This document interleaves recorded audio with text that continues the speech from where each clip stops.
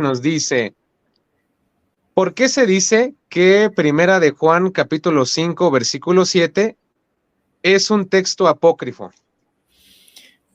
Ese también es un tema candente, ¿no? No Sí. sé si los hermanos saben a qué nos estamos refiriendo.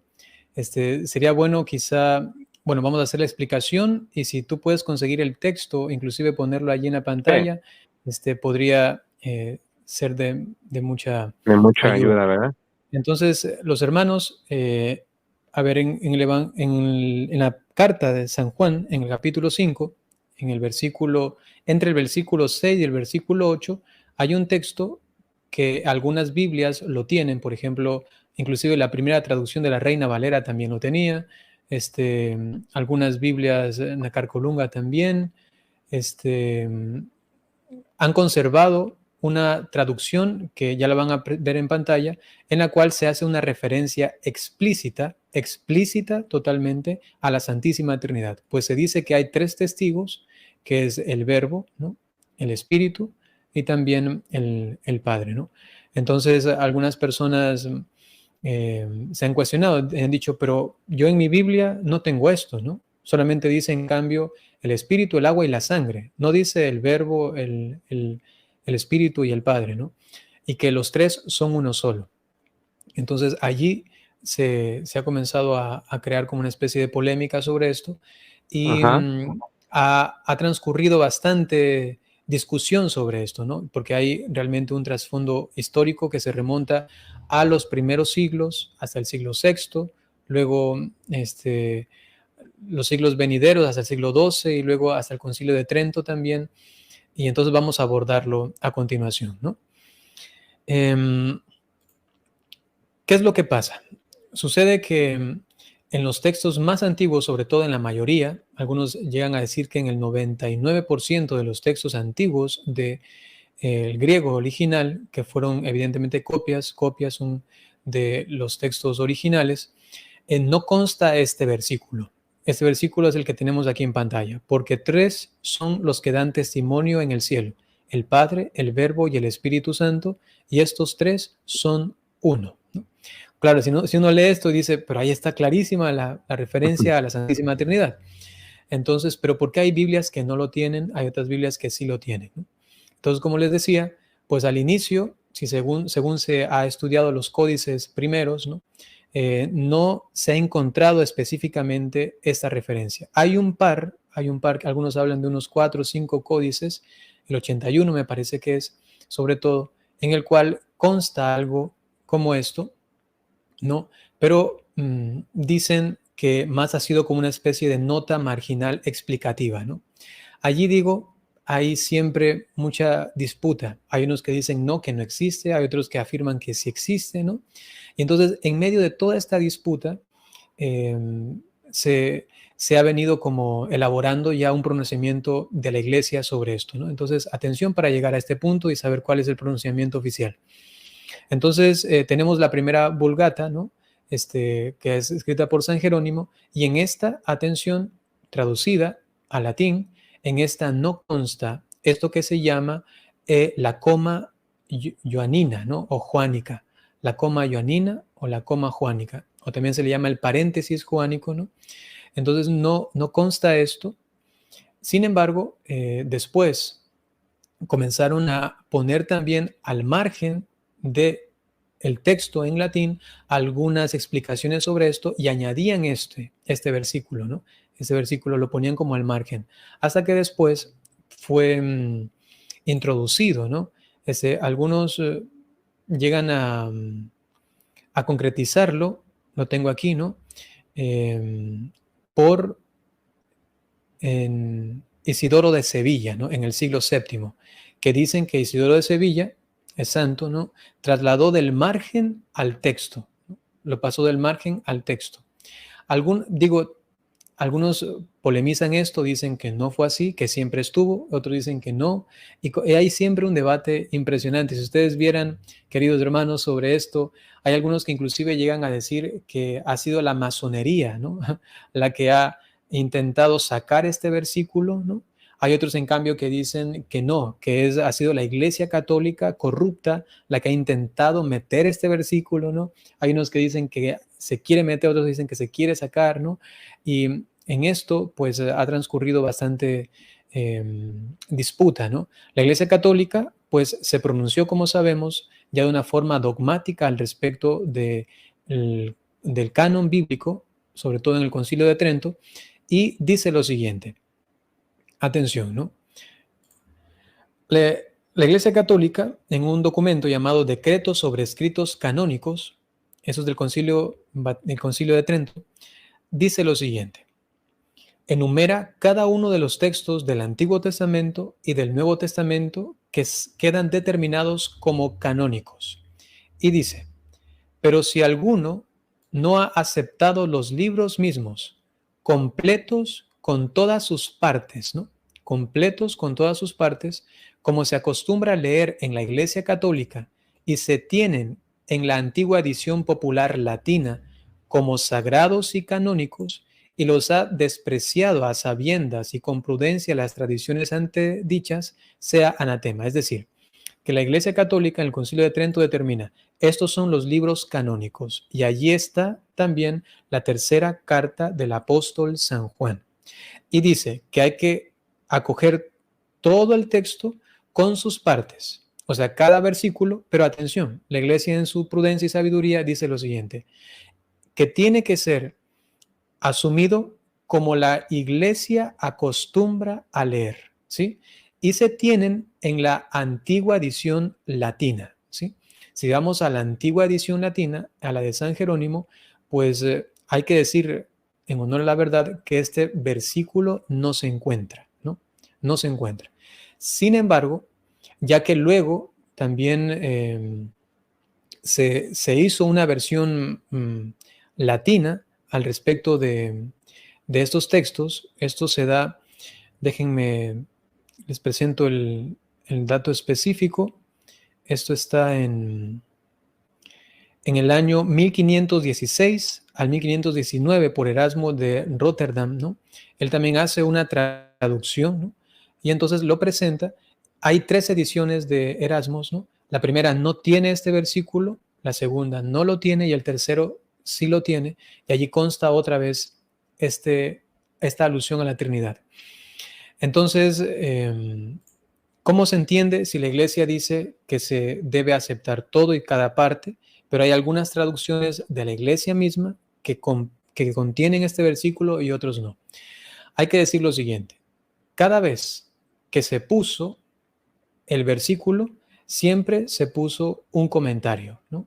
Y ahí entra la lógica de lo que la Iglesia dice, como siempre se ha leído en la Iglesia, ¿sí? Y según la edición antigua latina. Como siempre se ha leído, siempre se ha visto este versículo, hay que decirlo así, en tela de duda, ¿no? Y según la antigua versión latina, pues allí no constaba. ¿Qué es lo que hizo la Iglesia Católica? ¿Cómo resuelve esta situación? Porque hay algunas que lo tienen, otras que no lo tienen a causa de lo que algunos llaman que han puesto allí. Algunos otros dicen que hay un par de códices que sí lo tienen, ¿no? Inclusive hablan de algunos padres de la Iglesia que han hecho alusión a esto, ¿no? Como San Agustín, por ejemplo, también Tertuliano, también San Ambrosio, San Juan Crisóstomo, perdón. Entonces, ahí hay una controversia peliaguda, con lo cual la Iglesia Católica se pronunció al respecto y lo encontramos en el Désinger, en el numeral 3681 y 3682, y es un apartado específico al respecto de la coma ionaneum, ¿no? La coma ioanina. Y dice, canon número 3681 del Désinger. El Désinger es el compendio de los pronunciamientos oficiales al respecto de la doctrina de la Iglesia Católica. Y dice, a la pregunta, si puede negarse con seguridad o por lo menos ponerse en duda que sea auténtico el texto de San Juan en la epístola primera, capítulo 5, versículo 7, que dice así, porque 3 son los que dan testimonio en el cielo, el Padre, el Verbo y el Espíritu Santo, y estos tres son una sola cosa, se respondió el 13 de enero de 1897 negativamente. Fue la primera pronunciación de la Iglesia. Dijo, no se puede poner en duda esto, ¿sí? Es decir, que realmente hace parte del texto oficial de la Iglesia. Sin embargo, la Iglesia, por prudencia, responde unos meses después. Atención. Sobre esta respuesta, emanó el 2 de junio de 1927 la siguiente declaración, dada ya desde el principio privadamente por la misma congregación y luego muchas veces repetida, la cual se ha hecho de derecho público por autorización del mismo Santo Oficio, lo siguiente. ¿Cómo luego complementa la Iglesia esto? Si primero dijo que este versículo sí hace parte y no hay que poner en duda determinante, atención a esto, en duda determinante o en negación total, dice la Iglesia. Este decreto fue dado para reprimir la audacia de los doctores particulares que se arrogaban el derecho o de rechazar totalmente o de poner al menos en duda en último juicio suyo la autenticidad de la coma joanina, de la coma joánica.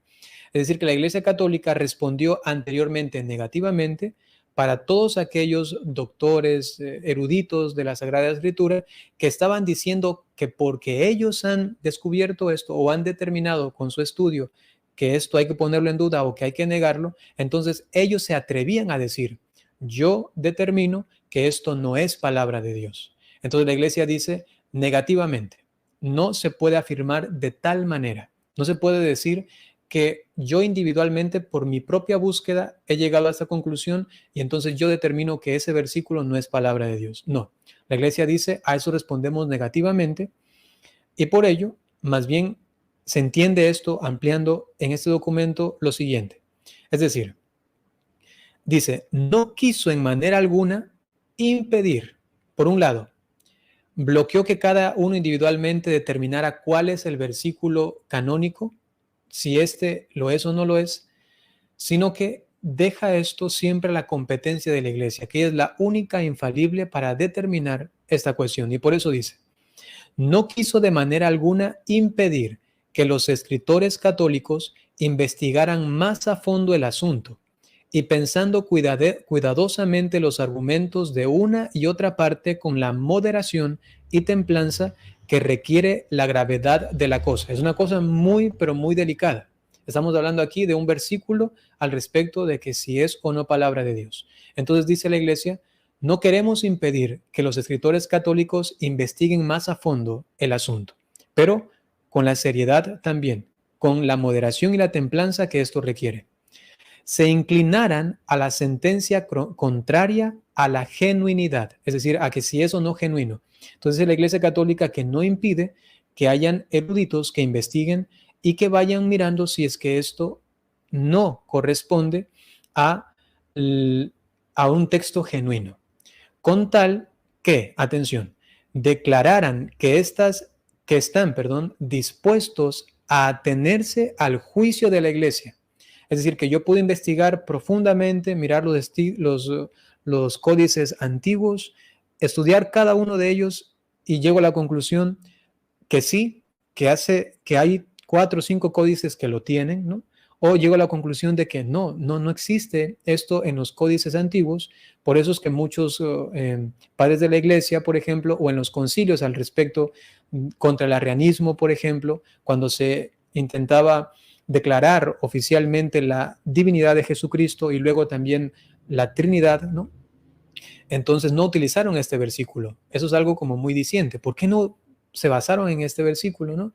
Entonces, si uno llega al estudio, a la comprensión de que parece ser de que no tiene un origen genuino de los textos más antiguos, dice, declararan que están dispuestos a atenerse al juicio de la Iglesia, es decir, que ellos pueden brindar a la Iglesia toda esa información, pueden brindar a la Iglesia todo lo investigado, y solamente la Iglesia es la que en última instancia puede determinar si este versículo es o no es canónico. A la que fue esta Iglesia por Jesucristo encomendado el cargo no solo de interpretar las sagradas letras, sino también el de custodiarlas fielmente. Por un lado, interpretarlas y por otro lado, conservarlas. Con esta declaración, con este pronunciamiento, Alex y queridos hermanos, lo que hace la Iglesia Católica es este punto específico dejarlo todavía abierto, ¿no? Está dentro de lo que se conoce como la profundización de ciertos textos bíblicos para entender, por un lado, su correcta interpretación, pero también su correcta conservación. Y repito, para que por ahí no venga alguno a decir, entonces, pero ¿cómo? El Concilio de Trento dijo que hay que aceptar todas y cada una de las partes y eso de una forma dogmática. ¿Y por qué la Iglesia ahora dice que quizá este versículo está en estudio, no? Esto es muy sencillo, porque el mismo Concilio de Trento se remite a los documentos antiguos y se remite a la traducción antigua Vulgata, ¿no? Y entonces hace una referencia específicamente a esto y este otro versículo que está allí, pues sencillamente está en estudio para ver si es que se lo añade ya como un texto específicamente canónico. Y sin embargo, atención a esto, sin embargo, según la interpretación del mismo versículo, ¿no? Y del contexto de este pasaje de la carta de Juan, no cambia en absoluto el sentido, ¿no? No cambia en absoluto el sentido. Se puede hacer una interpretación también trinitaria al respecto de esto, ¿no? Y es oportuno también mencionar que, si bien es cierto, actualmente dentro de la iglesia hay ciertas posturas, hay algunos teólogos que sencillamente dicen, para nosotros está claro de que no hace parte. Sin embargo, nadie tiene el derecho, atención a esto, de decir que este versículo no es palabra de Dios. Y nadie tiene el derecho de poner siquiera en duda esto. Hasta la fecha, lo que dice la Iglesia es que esa competencia solamente es un encargo de ella misma. Por ello, hasta el día de hoy, cuando leemos, por ejemplo, la nueva Vulgata, la que ha propuesto la Iglesia Católica recientemente con el Papa Francisco, allí sí consta este versículo, ¿no? Y entonces nosotros leemos con piadosa reverencia este versículo con la explicación que es la que yo he dado, que se encuentra normalmente abajo en el margen, ¿no? Para entender el sentido y el estado actual de dicho versículo, ¿no? Repito, es una cuestión peliaguda, ¿no? Y hay algunos, inclusive protestantes, que la toman y ya la declaran así, ¿no? Hay otros, en cambio, que dicen, no, sencillamente esto no tiene sustento para que esté dentro de lo que se conoce el canon bíblico, ¿no? Mira, que estoy casi sudando porque hay cuestiones que hay que tener mucho tino, ¿no? Para no como desviarse o no proponer algo que no sea correspondiente. Y por eso también, queridos hermanos, si es un tema como muy difícil, es un tema muy complicado, allí sencillamente uno se remite a la declaración oficial de la Iglesia, ¿no? Sencillamente la Iglesia ahora ha dicho que está en estudio, no se contrapone esto para nada a lo pronunciado en el Concilio de Trento y pues respetamos, veneramos este versículo y hasta la fecha nadie tiene la autoridad para decir que no es canónico, pero la Iglesia está abierta a un estudio sobre esto, ¿no? Porque, bueno, creo que hasta ahí nomás, no sé. Se podría también mencionar otras cosas, ¿no? Al respecto de lo que es el dogma y al respecto Claro. de la declaración de Trento, ¿no? Sí, no, y es un tema muy difícil, padre, porque involucra todo este proceso, ¿no? Del canon bíblico. Podríamos hablar aquí de la patrística también, como usted comenta, el Textus Receptus de Erasmo, las traducciones de San Jerónimo, en el caso de la Vulgata, muchísimas libros, ¿no? Muchísimas versiones donde en unos aparece, otros no, pero como usted comenta algo muy interesante, padre, y que quede pues bien claro para todos los hermanos, pues es que la iglesia es la que posee las llaves, es la que posee la autoridad. Recordemos que en Mateo 16:18 pues le dice, tú eres Pedro, y sobre esta piedra edificaré mi iglesia. Los poderes de la muerte no la podrán vencer. Lo que ates queda atado y lo que desates queda desatado. Entonces, con esa autoridad la iglesia y bajo los documentos que acaba de leer ahorita el sacerdote Byron, pues nos damos cuenta que la iglesia hasta el día de hoy pues tiene una postura abierta, sin embargo es aquella que custodia, ¿no? Como en el magisterio, las verdades de las fuentes divinas, de la revelación. Entonces, hermanos, pues hasta ahorita hay una postura abierta, sin contradecir, obviamente, lo que ya escuchamos del Concilio de Trento. ¿Es correcto, padre? Así es, así es. Muy bien. Entonces, pues ahí queda esta pregunta para todos ustedes que tenían la duda. Padre, ¿le parece si pasamos a la siguiente? Muy bien, creo que ya ahí ya va bajando la, la intensidad, ¿no? La intensidad, Porque ¿no? sobre todo esta segunda pregunta es fuerte, ¿no? Sí, sí, la Sobre verdad que es todo muy, muy poder difícil. explicarlo es complicado, ¿no? Sí, me imagino, sí, es muy, muy complicado. Pero bueno, ahí estamos. Pasamos a la tercera pregunta. Son ahorita 62 personas, padre, que nos están mirando ahí en las redes Qué gusto. sociales. Pues ahí poco a poquillo se van sumando. Y la tercera pregunta va a